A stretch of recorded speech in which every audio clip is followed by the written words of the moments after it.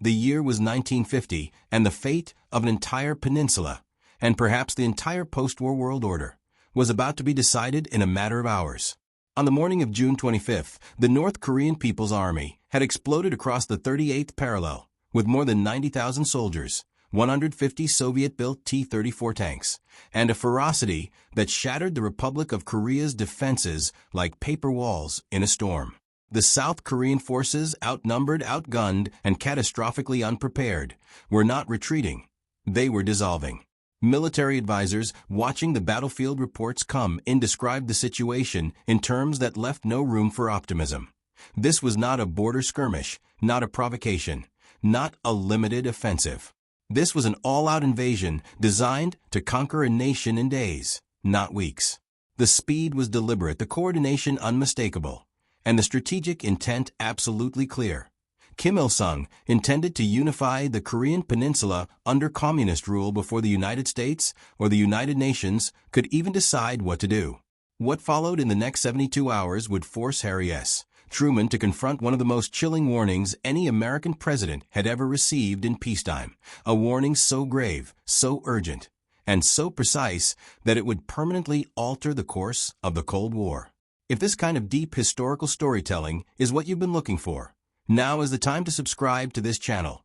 Hit that like button to help this video reach more people. Share it with a friend who loves real history, and drop a comment below telling us what you already know about the Korean War, because what comes next may completely change how you see it.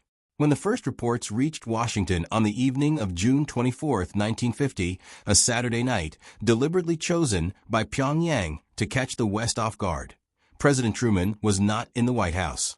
He was home in Independence, Missouri, spending a quiet weekend with his family, hundreds of miles from the Situation Room and the channels of power he would urgently need.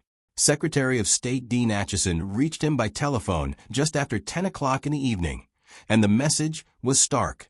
North Korea had launched a massive invasion. The words were calm, professional, diplomatic, but the weight behind them was enormous. Truman later recalled that in that moment, his first instinct was absolute clarity. He knew immediately that this was not an isolated act. He believed, as did most of his senior advisors, that the Soviet Union under Joseph Stalin was behind the move, testing the resolve of the United States, probing to see whether American commitments to contain communism were real or merely rhetorical. Truman ordered his plane, the Independence, prepared for immediate departure back to Washington. The weekend was over. The most consequential week of his presidency had begun. By the time Truman landed at Washington's National Airport on the evening of June 25th and drove to Blair House, the presidential residence, while the White House was under renovation, the situation in Korea had already worsened dramatically. Seoul, the South Korean capital, was only 35 miles south of the 38th parallel, and the North Korean forces were advancing on it with brutal efficiency. At Blair House, Truman gathered his most senior military and civilian advisors for an emergency dinner meeting that would stretch deep into the night. Around the table sat Secretary of State Dean Acheson, Secretary of Defense Lewis Johnson, the Joint Chiefs of Staff, and other critical figures of the American national security apparatus. The reports from the field were grim. The Republic of Korea Army, known as the ROK Army, had been outflanked, its artillery captured, its units scattered. American military advisors attached to South Korean units were sending back descriptions of collapse, not combat. The question hanging over that table at Blair House was not whether South Korea was in danger. It was whether South Korea could survive at all, and if so, for how long. It was General Omar Bradley, the chairman of the Joint Chiefs of Staff and one of the most respected military figures in American history, who delivered the assessment that would cut deepest into Harry Truman's understanding of what was actually happening on the Korean peninsula. Bradley, a man who had commanded armies across North Africa and Europe during World War II, who had helped plan the liberation of France and the defeat of Nazi Germany, was not given to exaggeration. He was methodical, precise, and sober in his judgments. And yet, on the night of June 25, 1950, Bradley told the assembled leadership at Blair House what the field intelligence was making unmistakably clear. At the current rate of North Korean advance, the South Korean government and its military forces could be completely overwhelmed within 72 hours. Not weeks, not days in the abstract. 72 hours, 3 days, after which the Republic of Korea might cease to exist as a functioning state. The room absorbed that number in silence. 72 hours. It was a kind of military judgment that transformed a political crisis into an existential emergency. Truman's reaction to Bradley's warning was not panic. It was something far more dangerous and far more consequential. It was moral clarity.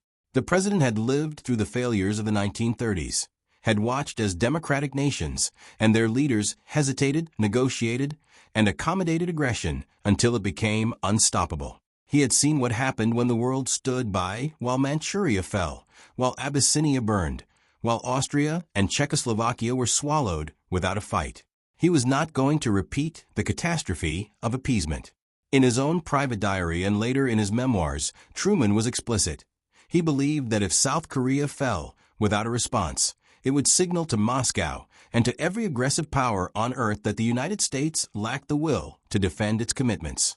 The domino was not just Korea, it was Japan, it was Formosa, it was the entire architecture of the post-war world that American blood and treasure had built since 1945.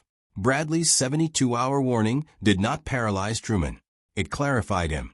And a president clarified by crisis is one of the most powerful forces in political history. This is precisely the moment in the story, the hinge point where decisions made in a single night echoed for decades, where we ask you to pause and support this channel by subscribing right now, liking this video so the algorithm carries this history to more people, sharing it with someone who deserves to understand what really happened in those first hours of the Korean War, and writing in the comments below one thing about this crisis that genuinely surprised you. Your engagement keeps this storytelling alive. On June 27, 1950, just 2 days after Bradley's grim assessment, Truman acted with a speed that stunned observers both at home and abroad.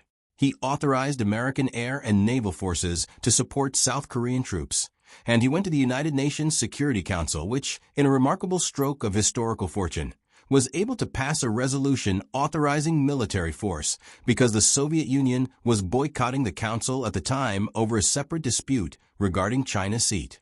The Soviets were not present to cast their veto, and the world body endorsed military intervention. Truman was careful with his language. He did not call it a war. He called it a police action, a deliberate framing designed to manage domestic politics and avoid a formal declaration of war that might escalate the conflict into a direct confrontation with the Soviet Union or China. But behind the careful terminology, the reality was brutal. The United States was committing its military forces to a land war in Asia just 5 years after the end of World War II, with an army that had been dramatically demobilized, underfunded, and in many respects unprepared for the kind of conventional warfare that was unfolding on the Korean Peninsula. General Douglas MacArthur, the legendary supreme commander of Allied powers in Japan and one of the most celebrated and controversial military figures of the 20th century, was placed in command of the United Nations forces. MacArthur flew to Korea on June 29, 1950, landing under fire to personally assess the front lines. What he saw confirmed Bradley's worst projections. The South Korean army was in full retreat, and American units rushed from occupation duty in Japan were being thrown into battle inadequately equipped and insufficiently trained for combat against a hardened, Soviet-armed enemy. Task Force Smith, one of the first American units deployed, was virtually destroyed at the Battle of Ozen on July 5, 1950, suffering devastating losses that shocked the American public and sent a tremor through military command. The early weeks of the Korean War were not a police action. They were a catastrophe, a grinding, bloody retreat down the peninsula that would eventually compress United Nations forces into a desperate defensive perimeter around the southern port city of Pusan by August. Yet the story of those 72 hours, Bradley's warning, Truman's decision, the chain of consequences it set in motion, reaches far beyond the battlefields of Korea. What Truman realized in those critical days was something that redefined American foreign policy for a generation. That the Cold War was not merely a contest of ideology or diplomacy, but a test of will, repeated at every flashpoint on every frontier, wherever the communist bloc chose to probe the limits of Western resolve. His decision to intervene in Korea without a declaration of war established a precedent that would haunt American presidents for decades to come. In Vietnam, in the Middle East, in every conflict where a president chose to commit American forces under the banner of international obligation rather than congressional authorization.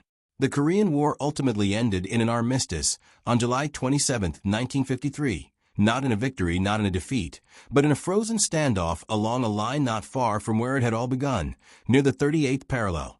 After more than 36,000 American deaths, hundreds of thousands of Korean civilian casualties, and 3 years of some of the most brutal fighting of the 20th century. History is filled with moments where one conversation, one warning, one number, 72 hours, changes everything. Bradley gave Truman a clock, and Truman chose not to let it run out.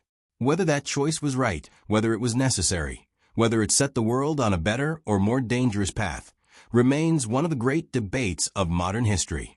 What cannot be debated is this: the decisions made at Blair House in the last days of June 1950, in the shadow of a collapsing front line half a world away, shaped the architecture of the Cold War, the identity of American power, and the fate of the Korean Peninsula in ways that are still felt today.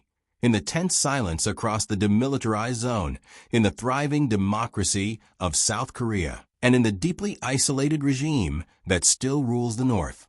If this story moved you, challenged you, or taught you something you did not know before, please subscribe to this channel, so you never miss the history that explains our present. Like this video to help it reach more people who deserve to know the truth. Share it with someone in your life who loves real, consequential history. And leave a comment below telling us what part of the story hit you hardest. Because every comment, every share, every subscription is how we keep these stories alive.